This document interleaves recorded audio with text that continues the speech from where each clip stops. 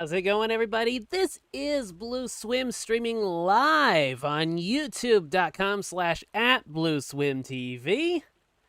You can also check out patreon.com/BlueSwim for my written and audio content.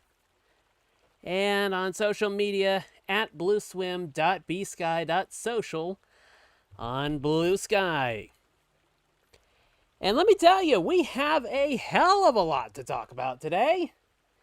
Because, as you can see from the title of this live stream, we have the news that Nintendo is cutting production of the Nintendo Switch 2 by about a third. We will get into that in a few minutes. Epic Games has laid off over 1,000 employees. We'll talk about that a little bit as well. Plus, I've got impressions on the Switch 2 handheld boost mode, which recently went live. And let me tell you, that's a game changer. And speaking of game changers, quite literally, the PS Portal, the PlayStation Portal update, I think it's 7.0 or something like that, 7.0.0.0, whatever. Anyways, that update, I had an opportunity to try it out for a few minutes earlier today, and I'll give you my impressions on that. Then I'm going to play a little bit of WWE 2K26's MyFaction mode, and we'll grind that a little bit. And that, my friends, will be a live stream. So, let's get into the big news of the day. Bloomberg is reporting that Nintendo has cut Switch 2 output by over 30% on weak US sales. And this quote was chosen by Wario64, who posted about it, saying, quote, "The company plans to make 4 million units of its flagship device this quarter, a third less than the 6 million it had originally planned to produce. The reduced output rate is set to continue in April." So I don't think this is going to be like a long-term thing. I think this is just more in the short term. And, you know, everybody is thinking, okay, is Switch 2 doomed? Obviously, I mean, you saw the graphic that I put together for this live stream. I had a little fun kind of trolling the Doom posters for the Switch. But to answer the question on the graphic, the Switch 2 is not doomed. It's not dead. It's not dying. What's happening right now is you have a unique set of circumstances going on. Not just in the gaming industry, but the world itself, tech, AI, the economy. So many different elements have kind of come together to cause or result in this problem. But first and foremost, the big culprit behind this, I mean, obviously they say, you know, slower than usual US sales or low sales or whatever. That was basically because of the holiday output. And November this past year, November 2025, according to, I think it was Circana, who I'm gonna mention them again in just a minute. You know, they said that this was the slowest November as far as like American console sales go in 30 years. And I mean, it's not hard to understand why. You know, there's a lot of challenges in the economy. And, you know, some of them related to tech, others not. But generally speaking, when the economy is in, you know, not the best shape, which it currently is in not the best shape right now, essentially the luxury items go out the window. And unfortunately, that means like the Switch 2.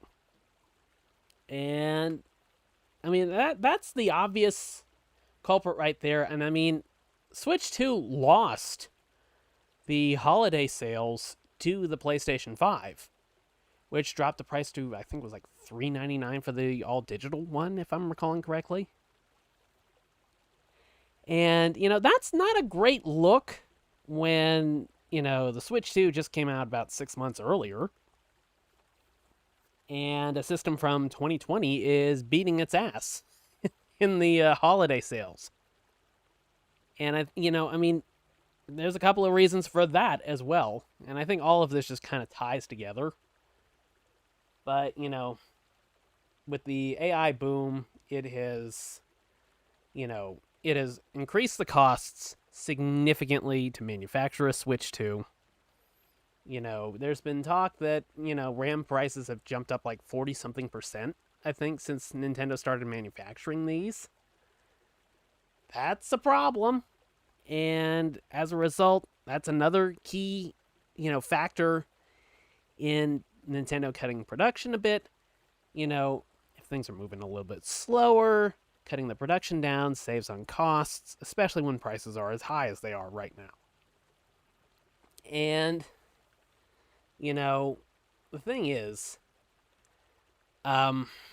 with the first year for the Switch, I mean, of course, we're at the 9-month mark or thereabouts. It's easy to kind of look back in hindsight and see why Nintendo's really had to do this. With the things that kind of have led up to like the disappointing November sales and stuff like that. Right off the bat, it's like the lack of exclusives. And that's not to say that what's out on the Switch 2 is bad by any stretch of the imagination. Mario Kart World. It's a great game. It's not as good as Mario Kart 8 Deluxe, but 8 Deluxe is going to be the standard bearer for the Mario Kart franchise for maybe even decades to come. It's the best game in the series by far. By far. So that's hard to top. Mario Kart World, it did okay. Almost everybody that bought a Switch 2 bought Mario Kart World, myself included. But if you look beyond that, I've got my Switch 2 game list up, and I'll switch over to that, and we can kind of take a look at that for just a moment. I mean, looking at my Switch 2 game library, and these are sorted by longest playtime, so if you want to know, WWE 2K25 and Final Fantasy VII Remake Intergrade, those are the two top games on my Switch 2. But, looking beyond that, we have Mario Kart World. That's an exclusive. That's a big exclusive. That's a solid exclusive. Next up, we have Donkey Kong Bonanza. Another excellent game, well worth playing. But at the same point, I'd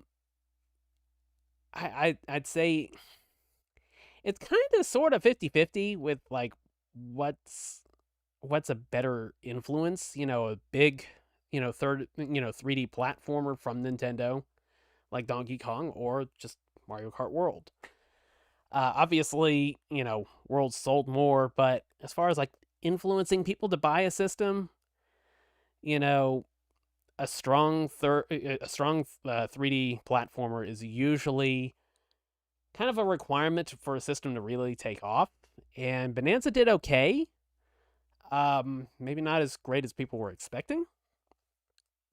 But next up, we have Hyrule Warriors, Age of Imprisonment. It's a great game. I've been going through it. It's maybe not the Zelda game people were hoping would be this early in the Switch 2's lifespan. Scrolling down, we have Mario Tennis Fever. I've enjoyed that quite a bit. Pokemon Pokopia has been a huge surprise by all accounts. It's been selling out repeatedly. Kirby Air Riders, also a kart-esque racing game. Maybe should have been saved for 2026. Maybe a little bit, mid-year, something like that. Just kind of space it out between that and Mario Kart World. But not a bad game in its own right.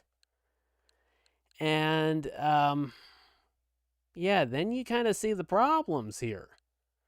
Because that's about it for the major exclusives. You know, when you look at, Metroid Prime 4, and this is getting into another thing I was going to talk about, is basically, you know, what you have is a situation where year 1 of the Switch 2 has been about cross-gen titles and paid upgrades for Switch 1 games. So obviously, Metroid Prime 4 Beyond, if that was a Switch 2 exclusive and not on Switch 1, might have been a little bit more influential in pushing people towards the Switch 2. But when times are tight, it's easier to look at the price difference between a Switch 2 at $449 and a Switch or Switch Lite or Switch OLED or whatever, and it's $100 to what, almost like $100 or like $220 cheaper or something like that, depending on which version you're getting. Yeah, I mean, that's a hard gap to make up, and I mean, I can't blame anybody for, looking at the price of a Switch 2 and looking at the price of a Switch Lite and saying, most of these games are on the Switch 1. So why not just buy the Switch 1 and be done with it? You can have a decent library for just the cost of the Switch 2 all by itself. Switch 2 edition for Metroid Prime 4, Switch 2 edition for Pokemon Legends ZA, which, I mean, if that was an exclusive, it probably would have been, another huge system seller. But, if it's already on a system people already have, there's no incentive to upgrade. And moving on, Animal Crossing Switch 2 edition, that was early this year. There again, an existing game that people already have, and they're holding out their hands looking for more money on something that's already in your library. So, I mean, and granted, they did a hell of a big update, the 3.0 update, I believe it was called, for Animal Crossing New Horizons. Really, really good. I love New Horizons. It's one of my favorite Switch games of all time. One of my most played ones, too. Then you have like the Switch 2 editions for Tears of the Kingdom and Breath of the Wild. Let's see. You have Super Mario Party Jamboree plus Jamboree TV. That's another Switch 2 edition. I mean, that's basically dominated, a lot of, the Switch 2's year 1. Stuff you already have, but we're asking for even more money from you in order to really experience it. That's not a great sales pitch, especially, because people were not happy with the price of the Switch 2 to begin with. I thought it was going to be $399. That would have been just the perfect price for it. And of course, I know economic challenges and stuff like that, but apparently they said the tariffs and stuff like that were not a factor in the price. They just decided on $449, which you compare it to what's out there in the handheld gaming PC market. It's not a terrible price. It's not dramatically unreasonable. But, Nintendo's been more cost focused, consumer friendly as far as like the pricing goes. And $449 is not really consumer friendly, even if it is a beast of a handheld. But yeah, I think, just the whole greed aspect to it. It's like you saw the what was it called? Switch 2 Welcome Tour, the glorified tech demo, and it was $10. They didn't even pack it in. If they packed it in with every system, hey, it's not bad. You have a free game. You can try out like the mouse mode and stuff like that, and you can, put that down and clicky, and scroll through, and teaches you how to use the mouse mode and all this stuff if you don't know how to use a mouse. But stuff like that, as simple as it is, when you feel like you are getting I'm not gonna say ripped off, but nickel and dimed on this stuff, that's gonna put people off. And when most of your year one titles are already available on the system that most people already have, I mean, you can't expect people to just run out and jump, into the Switch 2, during a very challenging economic time. Most people would, if they're looking at, Christmas and they don't already have a Switch 1, I mean, they're going to see the price of like the Switch Lite, and they're going to see the price of the Switch 2, and they're going to look at the prices of the games, and they're just going to think, okay, let's go with what's going to get us the most bang for the buck, which is the Switch 1. And that's not a knock on the hardware. Because, I mean, as far as the hardware goes, I mean, the Switch 2, I mean, I'm very pleased with it. I wish I could do 60 FPS on more games, but that's the worst thing I have to say about it. I've been thoroughly enjoying it. But, when Joe Casual Gamer goes into Walmart, and, I mean, I'm using an actual IRL example of this because it's what I went through. Just the last time I was in my electronics section at Walmart, it's like I'm looking at, for example, Hogwarts Legacy. In one case, in the Switch section, you have the Switch 1 version for $49.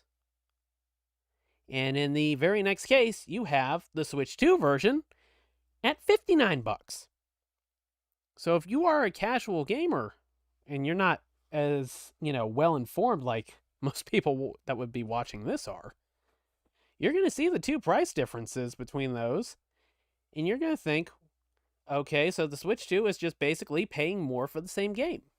You're not going to scrutinize why you're getting more bang for your buck. You're just going to look at those prices and think, okay, that's like way more for essentially the same game. And it carries on with everything that's going on with the Switch 2 editions. There's also the Kirby and the Forgotten Land special edition as well, or Switch 2 edition, excuse me.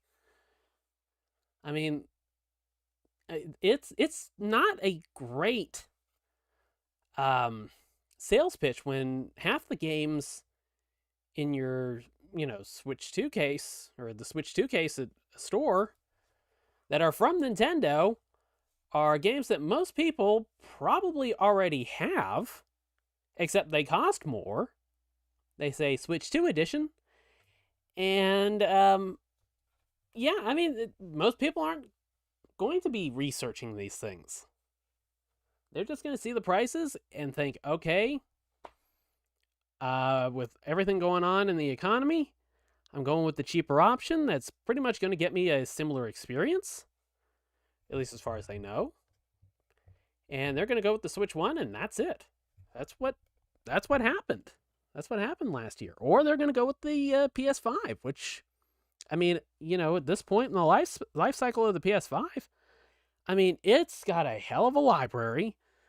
Most of the games are cheaper than their Switch 2 counterparts, or at the very least have dropped to cheaper prices. I mean, it's like when you look at like Star Wars Outlaws, that launched at like $60, and then at around the same time you could get, the PS4 or PS5 version, excuse me, for somewhere around $20 to $30.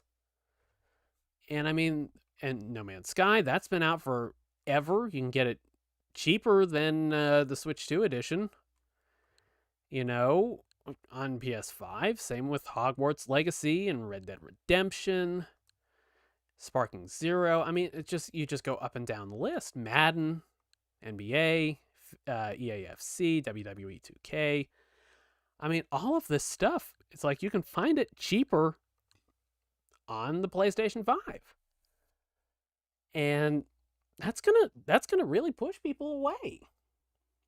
Even though we know that the Switch 2 is a decent handheld, and of course, you always have to make a little bit of concessions as far as horsepower goes in order to get games running portably. It's been that way since the beginning of handheld gaming. But not everybody out there understands it. Some people just look at the price, look at the, names on the box, names on the boxes or whatever, and just use that to decide. And November 2025, holiday season 2025, did not go the way of the Switch 2. And yet, here's the thing. Here's the crazy thing. Okay, so Matt Piscatella of Circana Retail Tracking Service, he posted a post on Bluesky, and he's a great follow if you like following the industry and sales stats and stuff like that. Give Matt Piscatella a follow. He is fantastic. He has all the data you'd ever want to know, and I think he occasionally posts about games that sold exactly one copy. Stuff like that. I mean, he's really good. Circana seems to be really good. So, yeah, at Matt Piscatella. Definitely worth a follow. But he said in a post, U.S. Nintendo Switch 2 hardware installed base compared to other consoles after 9 months in the market. This is February 2026 for Switch 2. And he posted the percentage compared to other systems, and we will go down the list. And all this is sourced by Circana.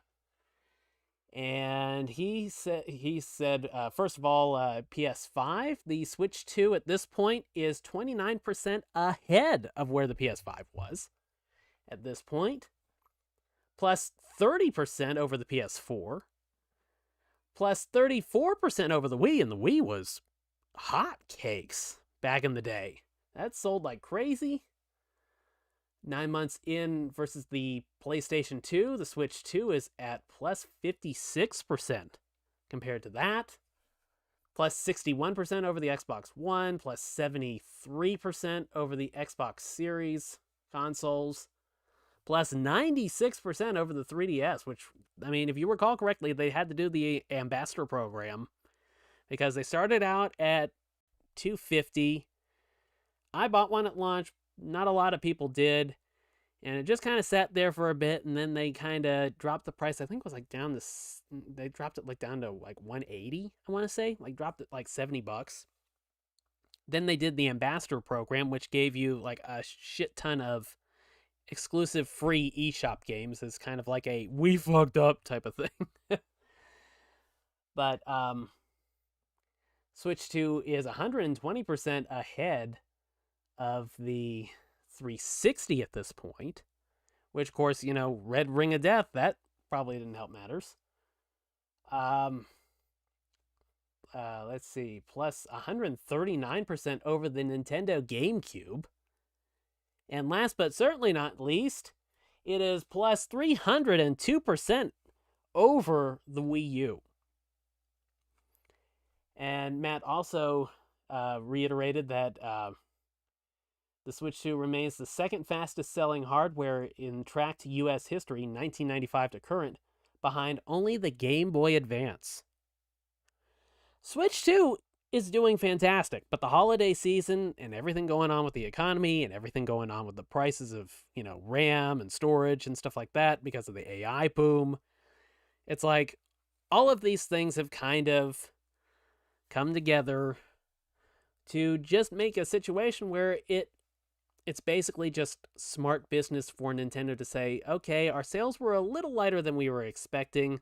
Let's back down how many we're making right now to kind of save on the costs that are constantly rising. And, I don't anticipate this will be a long-term thing. I mean, it may last a quarter or two. But it's it's just a sign of the times right now. Switch 2 is doing very, very, very, very good. But Nintendo does need to start dropping some heavy hitters. Pokemon is not coming until next year. Like the dedicated Switch 2 exclusive Pokemon experience. It's a next year type of thing. And Nintendo really needs to be talking more about what's coming out between now and the end of 2027 to get people in the mindset that, there's a lot of great games on the Switch 2 right now. Here's what's coming for the next almost 2 years. These are the games that you're going to be playing. And with all the rising costs, you never know if they're going to have to raise the price of the Switch 2. So it only makes sense for them to, get in there and, tell people what's in the cards for the foreseeable future and try to get people in the door early. Even more people in the door early, I suppose I should say. But yeah, the Switch 2, it's a sign of the times. It's what's going on in the industry right now and in tech in general. But it will be okay. It's not doomed. It's not gonna die. Nintendo's not dead. The Switch 2 is not dead.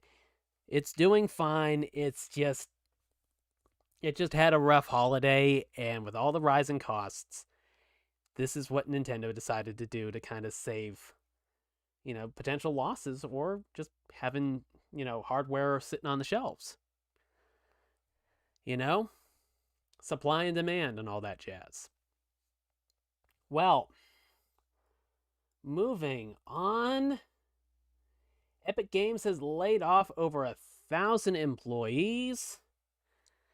And basically, they said, I'll read a few quotes from what they posted. Today, we're laying off over 1,000 Epic employees. I'm sorry we're here again. The downturn in Fortnite engagement that started in 2025 means we're spending significantly more than we're making. Oof. And we have, let's see, this text is a little small in the screen I'm using. And we have to make major cuts to keep the company funded. This layoff, together with over $500 million of identified cost savings in contracting, marketing, and closing some open roles, puts us in a more stable place. And let's see, they went on to say, and some of our challenges are unique to Epic. Despite Fortnite remaining one of the most successful games in the world, we've had challenges delivering consistent Fortnite magic with every season. We're only in the early stages of returning to mobile and optimizing Fortnite for the world's billions of smartphones. And in being the industry's vanguard, we have taken a lot of bullets in a battle which is only in the early days of paying off for ourselves and all developers. Man, I don't know what else to tell you. But if you have a game as successful as Fortnite and you can't make it work, that is not good. That is not good at all. That should be like a warning shot to every free-to-play mobile-based game out there. If Fortnite, with all of its success, and it is fucking everywhere, with all of its success, and they are still in very, very rough shape financially. There are challenges. I understand that, but eventually it gets to a point where it's almost a mismanagement type of thing. How can you fuck up Fortnite when it is the most, one of the most played games on Earth, And I don't play Fortnite myself. That's not my kind of thing. I don't go for the PvE online multiplayer stuff. I'm more of the solo gamer, just give me some challenges to play and I'm happy type. But hopefully these changes are going to keep Epic around. But apparently the one of the developers affected by this is the team behind. Hopefully, I'm gonna get this name right. I think it's Horizon Chase. And let me see here. A second, I'm looking something up.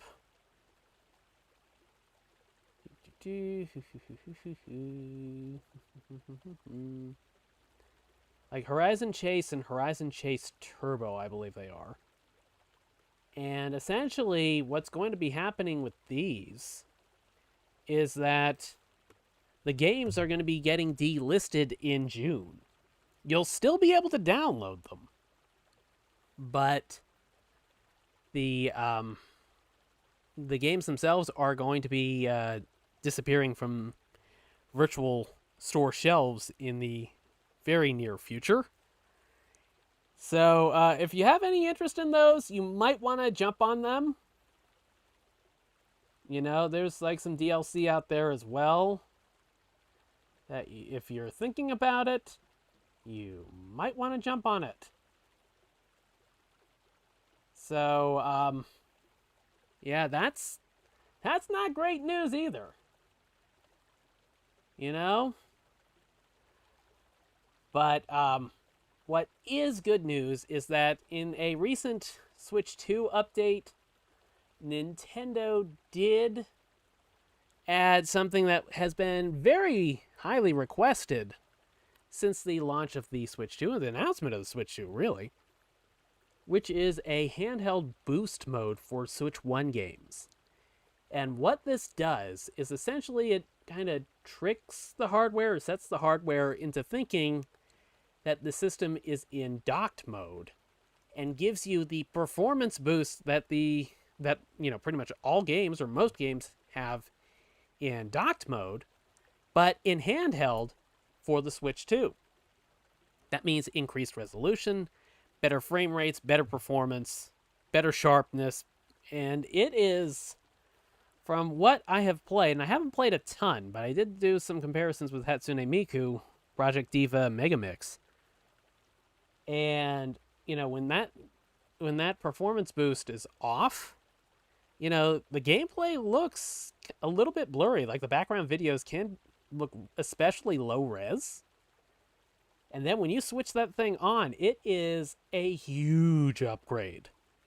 We are talking, you know, significant, noticeable improvement in clarity and detail and resolution. Gameplay feels great. Either way, you know, the non-performance mode and the regular performance mode, there's no real discernible, regression of any kind. The only thing is that the performance boost mode will drain your battery life more, which I think if you can, ask most people, if you'd rather have better looking Switch 1 games or better battery life, I think most people would probably say, oh, fuck it, the thing only gets like 2 hours of battery life anyways. Fuck it, give me the good performance, you know? I know that's the mindset I've taken with it.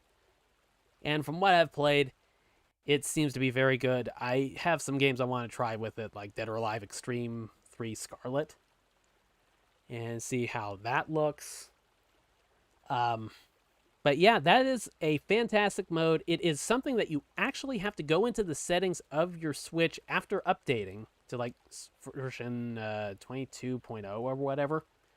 You have to go all the way down into the system settings and enable Switch to or Nintendo Switch game handling, I think it is.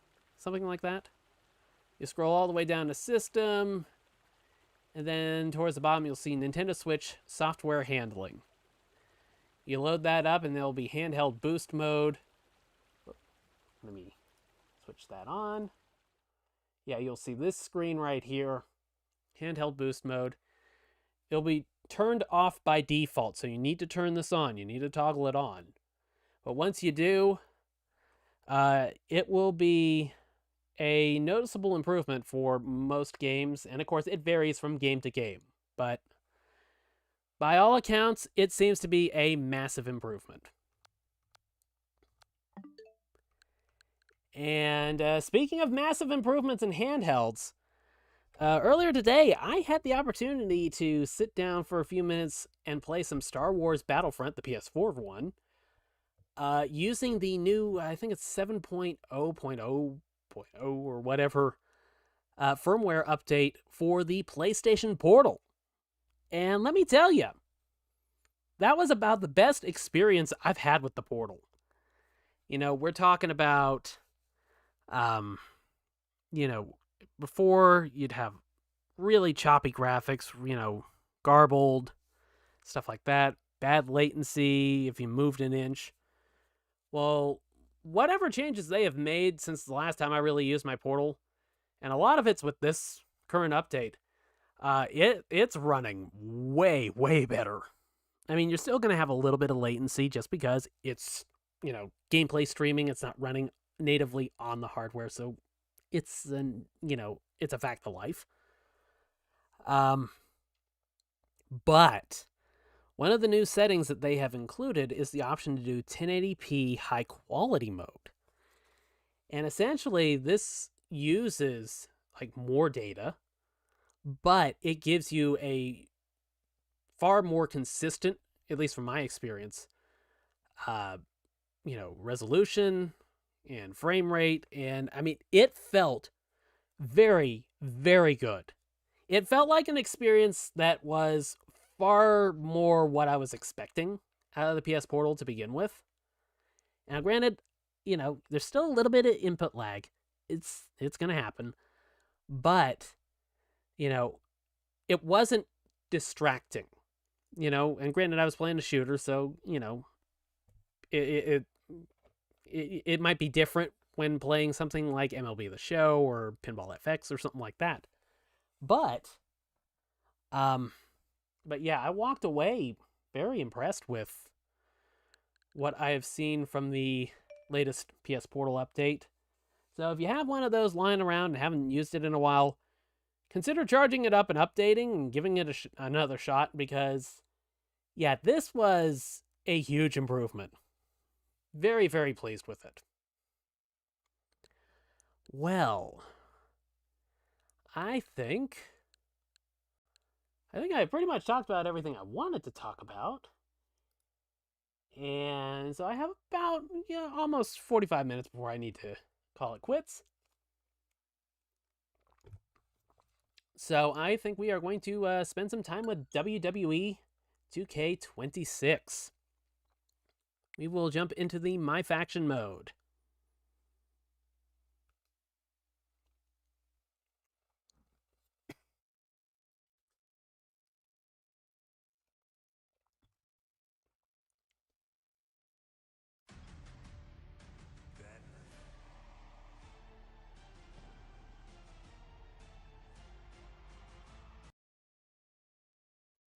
I'm looking kind of garbled.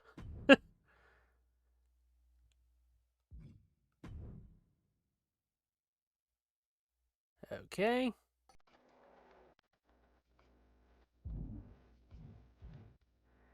So, let's see. Ringside Pass. I've got some unlocks, like the RXP boost for an hour. I'm not planning on playing for an hour, so I'm going to save that for another time. But the next unlockable will be Bret Hart and Jimmy Anvil Neidhart at tier 7. And I've done some work in the MyFaction mode. I finally beat that challenge with Rhea Ripley that drove me insane when I played it the first time. Not impressed with my win-loss record in that. But,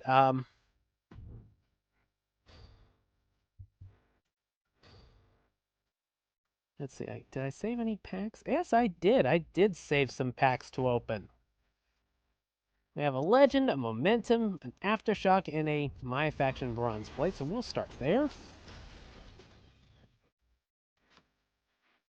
Yay. Anyways. Okay, we'll do Momentum. See what we get there. Oh, did we get a decent card? Did we get a decent card? A Sapphire Blake Monroe! Look at that. Oh, and son of a gun, I forgot. I might need to turn off the music on this. Shit.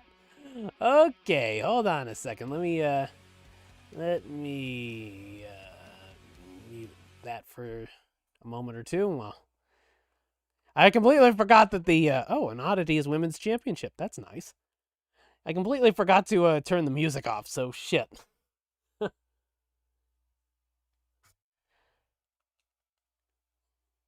Let's see. Okay, collector's level rewards. I got 2,475 MyFaction points and 6 tokens.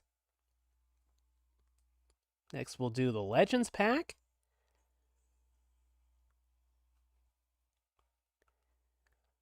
Kit Wilson. Nameplate. Powerlifter side plates. War Games cosmetic logo. And Emerald Legends Sensational Sherry. All right.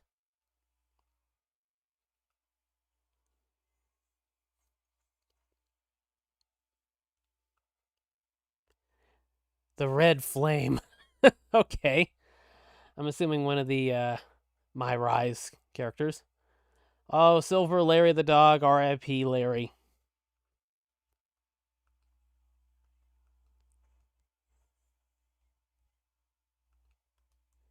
Okay. So that's it for the packs.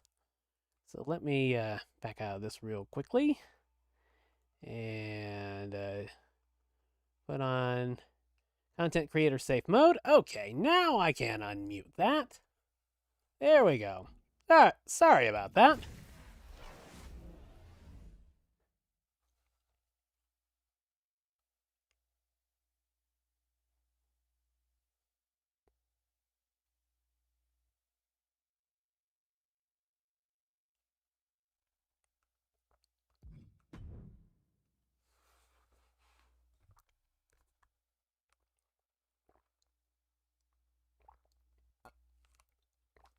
Oh boy, The Undertaker's birthday bash. So we got decent rewards in all 3 tiers. All of them are packs. Okay, need a Touch of Madness card for that one. Touch of Madness card for that.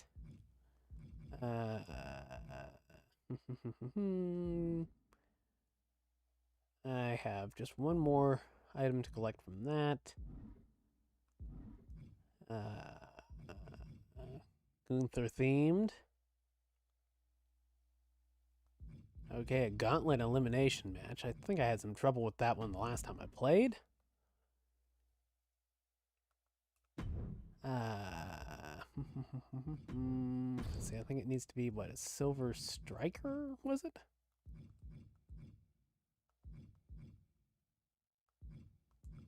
Here you go. Wow. Wait a second, let's see. Oh, a giant card. Okay. I misread that. So let's see. We need a giant. And I think... Okay, so it says I have a giant. So where is my giant?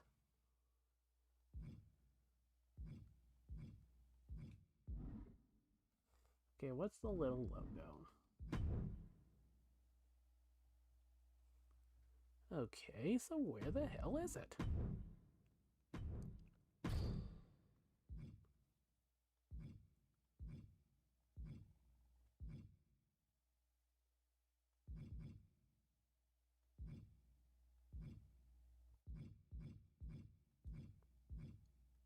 Am I losing my mind here? Or am I just completely missing it?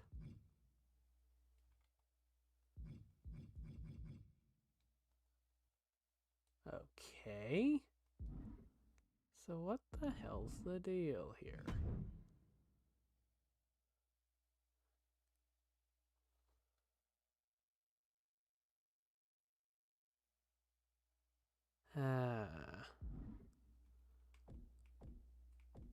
Okay, did they fuck this up or something? If I need to take like a cruiserweight. Would a cruiserweight work? Let's see about Axiom. Will that work? Huh. I don't know. Not quite sure what to think about that. Okay. I guess we'll skip that one for now. And we will do instead the locker room leader. And we will swap Axiom out for Blake Monroe. Or does it have to be Superstar Series 1? Son of a bitch.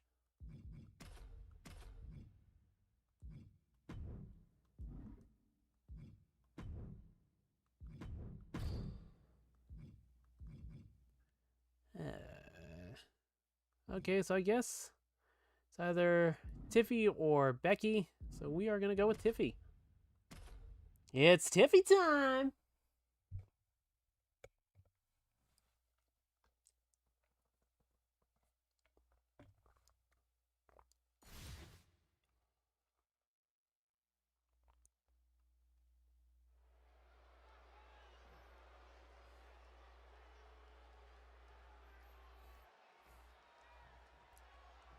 Molly Holly. There you go. Until only one remains the victor. Every competitor is going to have moments where they need to deal with more than one opponent. That's what makes this type of gauntlet match extra challenging. Okay, so I also need to have or do 90 match actions. Ooh, there we go. And now she's making it to the top rope here. Look out!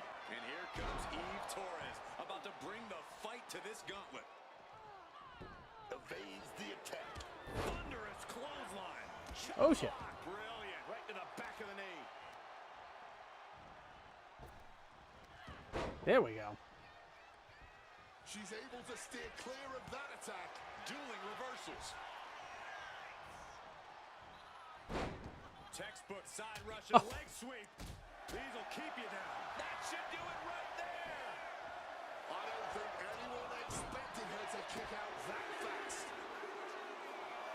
Here we go. Junkyard Dog entering the gauntlet. Averts the attack with the lariat.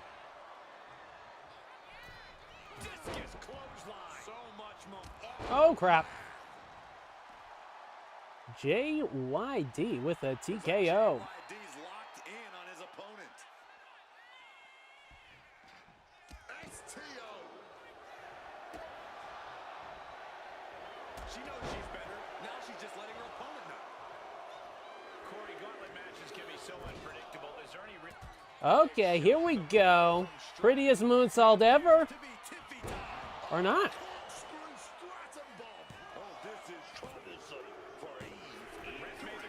And down goes Eve Torres. One elimination down, but the end's not here, just so you know. Running Bulldog. Some good thinking from him right there. Swift takedown. We got it covered. And still in this. A long 2.5 in the waning moments of this match. Middle rope. A missile drop kick from the middle rope. And the knee. Uh-oh, here comes Big Sexy. Able to parry that one. Right to the kidneys from behind. Stops that offense from connecting. Shoving him into the corner now. She evades the attack. Big boot to the gut and a thunderous forearm to follow. Oh, taking advantage with a clubbing blow. And scattered and met with a back elbow. This is it. And he is the next opponent. Ah, here comes Mrs. Undertaker. Come to the gauntlet with a plan. Lariat. Umaga has something in mind. Looking under the apron now. The steel chair, never as innocent as it looks. Oh, shit. With that chair. Junkyard Dog timed that just right. Ooh, like Okay. brick wall there. He's punching Michelle in the ass.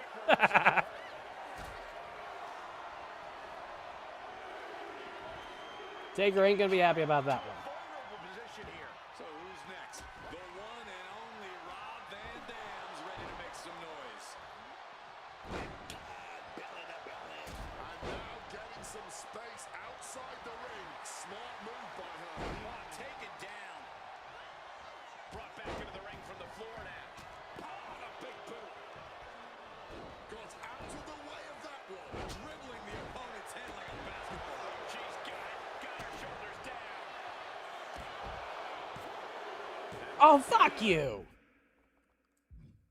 Son of a bitch. What a huge victory. Here is your winner, Michelle McCool. What a gauntlet match we just witnessed, folks. Yeah, with an elimination match, your number can be up at any moment.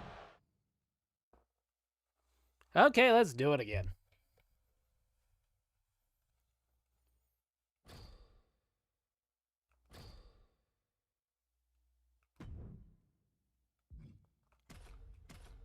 It's TV time!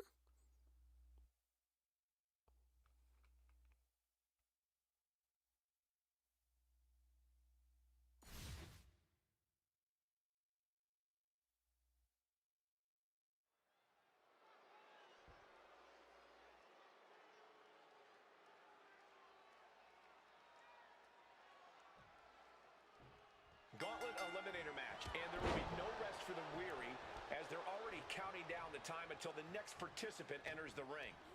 Going to be survival of the fittest. These two competitors. Okay, here we go. Freak athletes.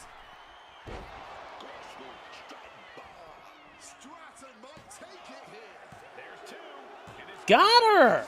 Got her right off the bat! catch their breath now because this gauntlet is far from over. And here comes Eve Torres, about to bring the fight to this gauntlet. Drop kick. Ha! Beautiful. Welcome back, Eve.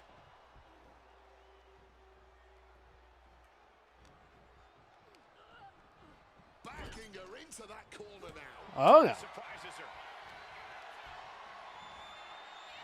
I'd imagine that in a gauntlet match, stamina management would be the name of the game. Right you are. You really can't afford to just blindly go all out in this kind of marathon. It's all about carefully pacing yourself and saving There we energy go. from every opponent. Now we've got Junkyard Dog jumping into this gauntlet. Ooh. Back of the neck. Ooh. Oh, punch lands.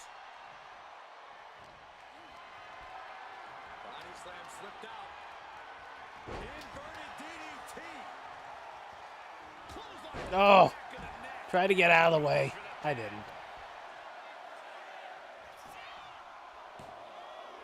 She was There we close go. to the end there. She needs to watch out. Closer. Closer than I would prefer. This is interesting. Umaga getting in on this gauntlet action. Legs caught. The leg is boom. Knee right to the face.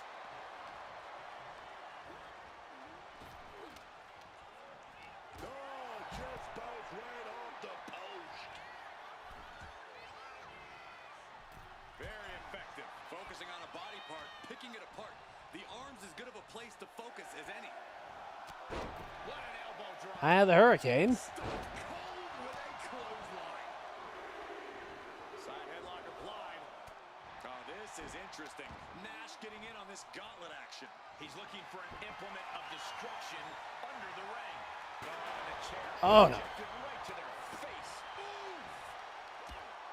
What's Eve gonna do to Umaga? Was nothing. Getting set up on that top rope. Counter. Saw it coming. Ah, Drop kick. Fast press. oh, what do we have here? What do we have here? Just Ha! pounding away. Quick evasion from him there. Watch out. Here comes Michelle McCool. And this gauntlet just got very interesting. Not a good spot to be in. Face first impact. Michelle McCool letting her opponent know who's in charge. Ooh, brutal body shot.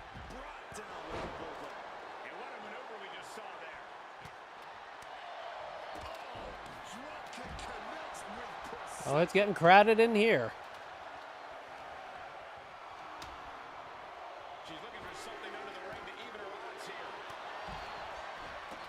Oh, come on. In mind with that kendo stick. And now it's Van Dam entering the gauntlet. Does seem like it's starting to kind of slow down a little bit.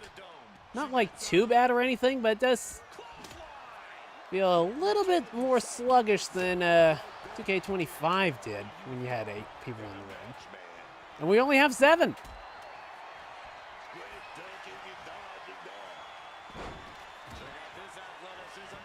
Yeah, this kind of feels a little bit like a No Mercy situation. Oh!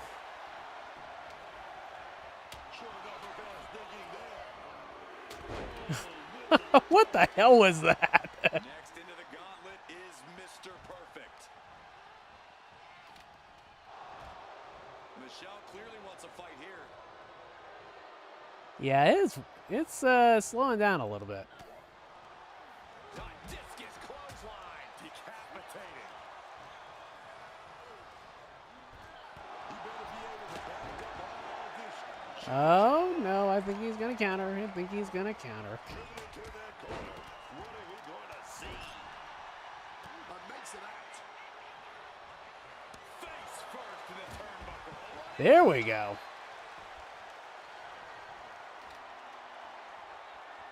Fireman's carry position. Got him up. The shoulders. Oh, and he counters. Shin breaker. Just unloading knees to the body.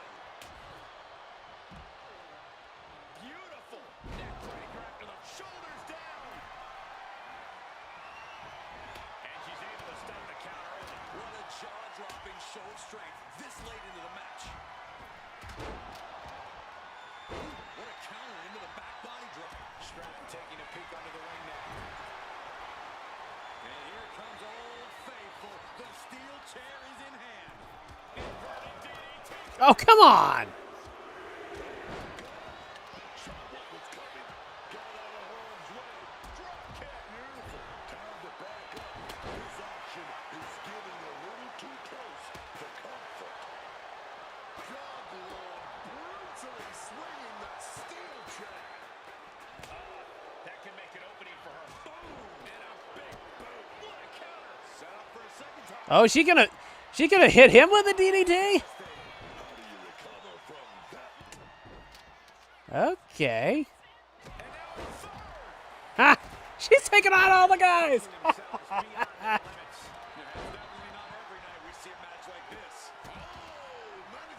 Yeah, they still haven't patched that that issue with the, some of the wrestlers, skin or underwear or whatever kind of facing through the singlets. I complained about that on the last stream I did. And there's some on Amaga just then on that that chicken wing breaker. I don't know what the hell you even call that thing. Kind of like a drop down side effect.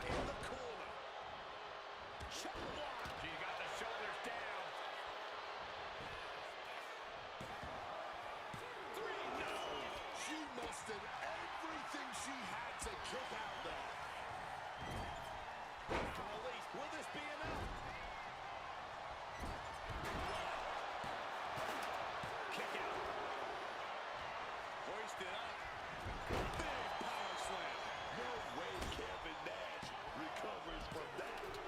He's done good. Kevin Nash's opportunity slipped away. Can't get too confident after that. There's still a long road ahead. Uh-oh. This isn't going to be pretty. Oh, Oh. She counters. And she's got him up.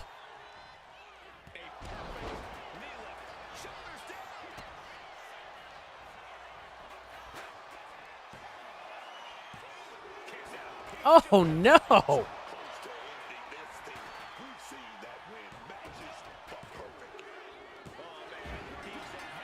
Perfect Plex takes out the JYD. Oh, no. Oh, shit. Oh, fuck. Oh, come on. Fuck you. Fuck you. Fuck. Fuck you! Son of a bitch.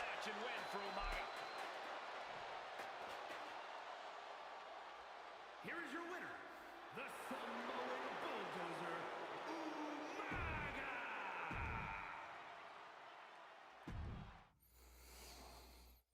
Umaga! Okay, we'll try a different challenge.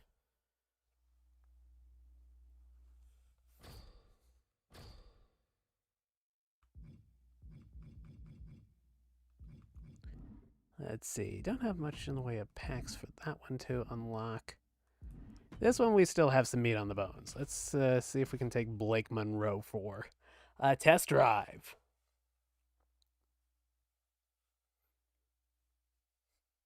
Not intended to be an inappropriate comment there.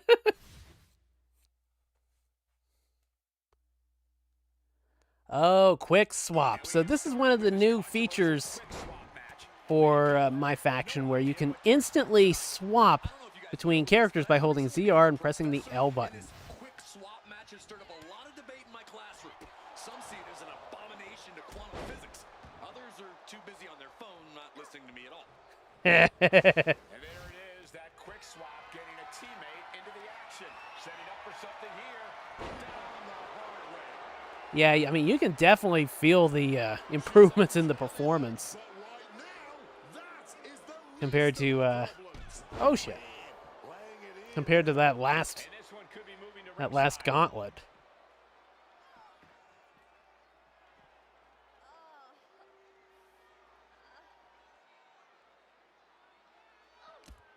And McCool gets stonewalled. Super kick. Running clothesline. And Roxanne Perez looking to hype herself up here. Oh crap. Takedown. And now punches. Oh. Bites. Teeing off. Nothing Hammer to get fisting. back with each of those strikes. Wait, what? And just like that, she gets out of dodge. I fisted hard, He-Man, but I could not fist them all. Who's constantly lurking in a no disqualifications match. Interference has to be a concern for these superstars. While it certainly can be a factor, I don't think it should be a concern. The only thing you should be concerned about is getting the win. And that was an expertly executed DDT. It's hippie time. Drop kick. Beautiful. She's found an opening. Down with the Samoan drop. Ooh, she puts the brakes on that. A masterful display of defense from both wrestlers. And she's coming I don't back like the with way right that now. they just run part of the way, and then they're like, oh, I fell over it. McCool showing no fear, no intimidation. Headed up to the top turnbuckle. And she's out of the ring. Remember, no countouts in this one. From the top. And that's not what she was looking for there. Using the arm like a billy club. There it is, the quick swap. proving Imagine the trading out penetrability and like, does not out exist. goes China and in comes Wendy Chu in her pajamas. Positioning them in the corner here. And then it's Otis. Can we go back to Wendy?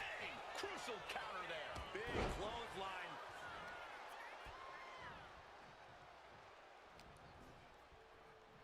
This could be it. Ooh. If I had to guess, I'd say that probably hurt Tiffy more. She's right back. Lifted and completely helpless here. Straight impact on the throat. Escape just in time. Drop kick. Uh-oh. Action figure mommy has entered the fray. That looks like something the actual Rhea Ripley would do.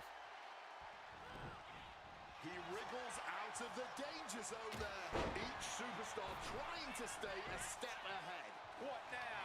What's Otis doing under the ring? Oh, shit! He's about to leave his mark on the competition with that kendo stick.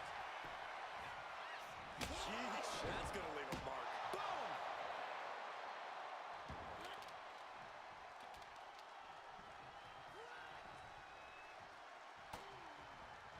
Okay, let's get that electric chair drop. Opponent.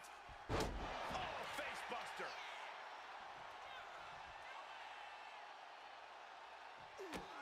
Rhea Ripley setting up her opponent. Uh-oh. Riptide. That is how you put your opponent away.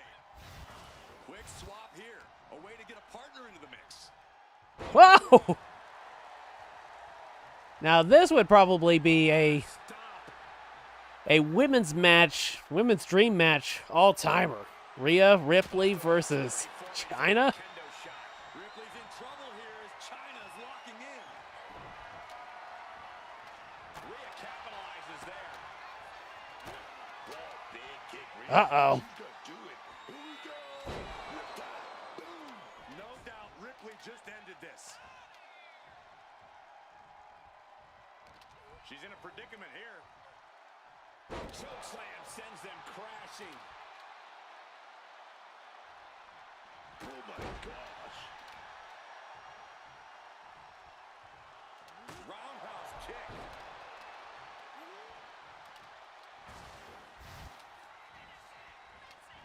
Hammerlock now. Ooh! Wendy Chu with the She's choosing clothesline from Heck. She's grabbed a kendo stick, the international symbol. Things are about to get extreme. This is what it's all about, man. These two warriors duking it out for supremacy. You gotta love it. Chu not ready for this. Uh-oh. Uh-oh. Fires back with a crucial elbow. Snap-aired over, sleeper hold applied. This could be bad. She's trapped in the submission. Will it get countered? Yes, not letting the submission attempt do any more damage here.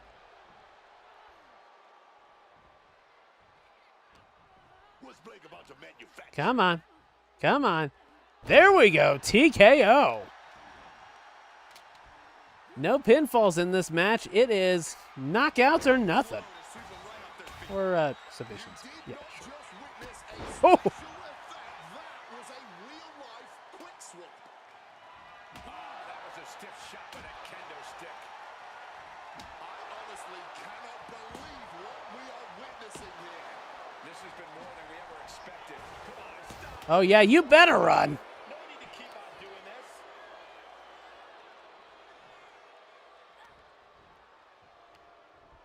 Well, there she goes. Climbing up, she got something big planned here. Blast off. There we go. Oh, crap. China countered. Taking this fight back into the ring. I don't know what they're looking for here. Ooh. Down she goes. Every ounce of frustration and rage and then some. Oh, shit. Wendy comes in right with a finisher or signature or something. Oh. God, that disturbing sound of the kendo snapping on flesh. Rear naked choke locked in. This one could be over. Submission. Oh, crap. From the excruciating pain.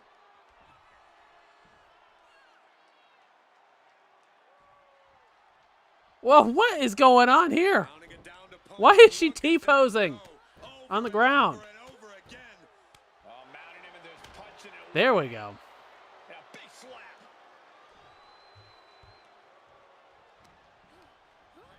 She gets bounced into the corner. Oh, no. Scoop slam sets things up. Ascending to the top rope. Uh-oh. Oh, my God, what a move. Let's put her away. DDT. That can do Chu in.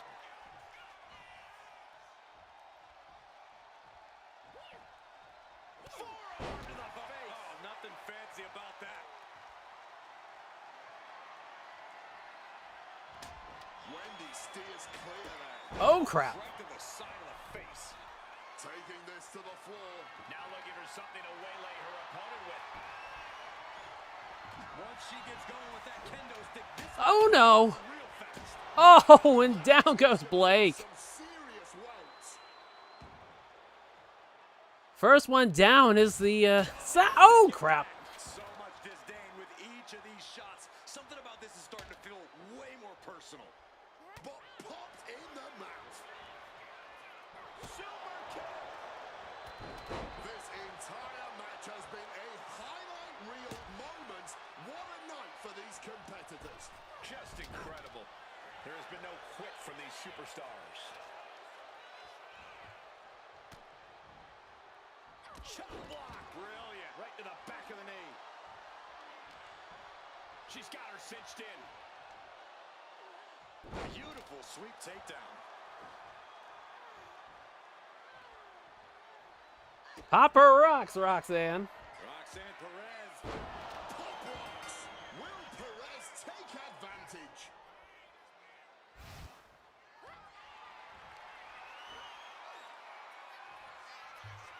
Oh crap. Fate breaker by Michelle McCool. That could finish off Roxanne. Some Oh, well-timed defense. saved it. Here's the quick swap. Interesting. It shows the eliminated portion for the AI opponents, but it doesn't show Blake Monroe is being eliminated. And she's gone. Thunderous powerbomb. Hot discus clothesline. Decapitating.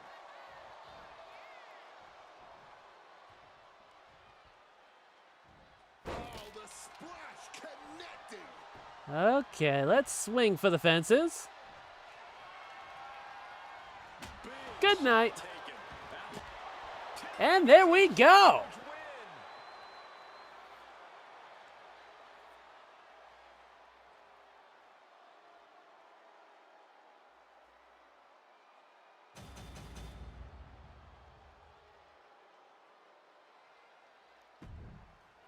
Okay, let's see what we're gonna get.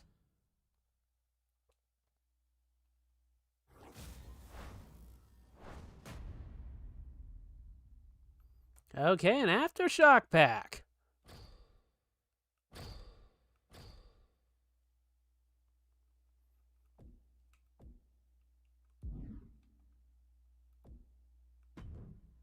Let's see what's inside.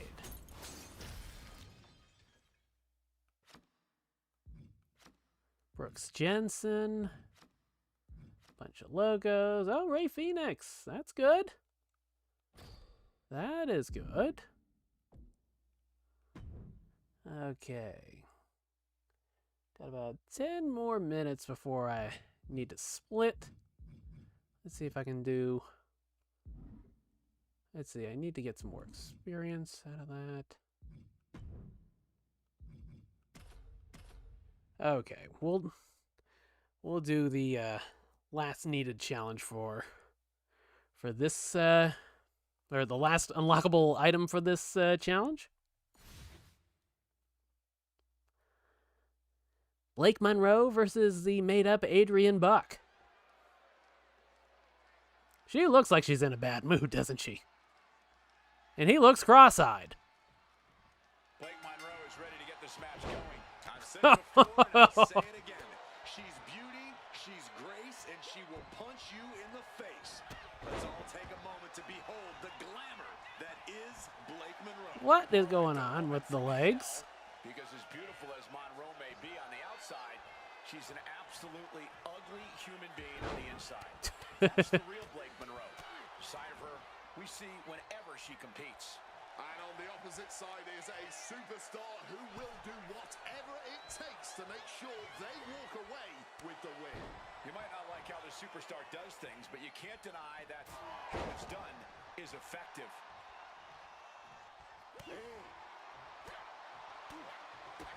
Bam, what a slap. And Buck took a Ha! bearing there. All the She momentum is in just the corner beating right his now. ass. Yeah, Buck's got to slow down this assault. What a heinous chop that was. Forearm to the face. Oh, nothing fancy about that. Knife edge chop.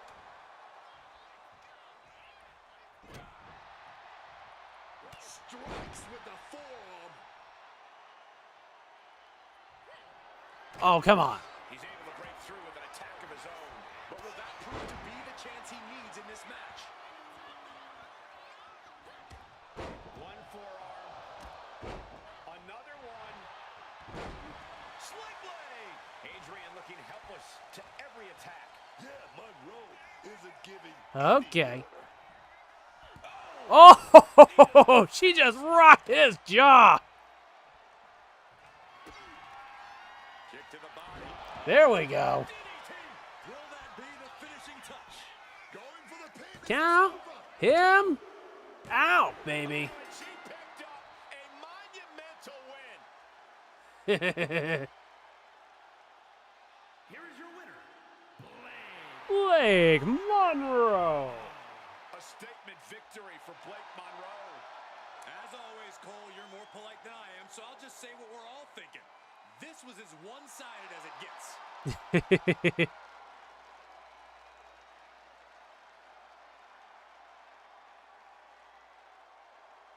That character model for Blake Monroe looks really, really good.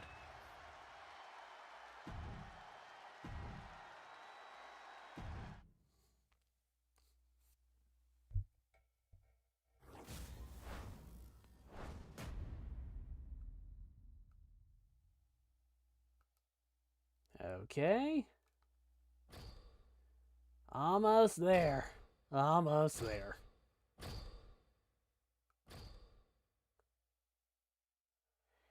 I think that is probably going to have to do it, since I'm going to have to skedaddle in a few minutes. But I appreciate y'all hanging out with me. This has been BlueSwim. You can like the video, subscribe to the channel, and ring the notification bell, and all those things are really, really important and really, really appreciated. Thank you to all the new subscribers that I've gotten lately because of the YouTube shorts I've been putting up. Happy to have you, and if you're a long-time subscriber or a long-time viewer, happy to have you sticking around. It's really appreciated. Let's see. You can follow me on Bluesky at blueswim.bsky.social, and I will keep you apprised of when I'm going to be streaming and make various figure pickup photos and stuff like that. And stuff like that. Let's see. Twitch.tv/FOMOS AMOFO. FOMOS AMOFO. On Twitter/X at FOMOS AMOFO. Though I will be honest, I hardly ever post on there.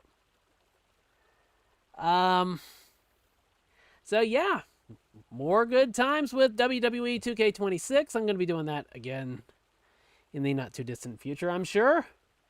And I have some other things I want to get back to streaming as well. I still need to finish up Pokemon Legends CA. So that will be in the not too distant future as well. Well, I think that will just about do it. This has been BlueSwim. Thank you for hanging around. And I'll catch you all in the next stream. Take care, everybody. Have a good night.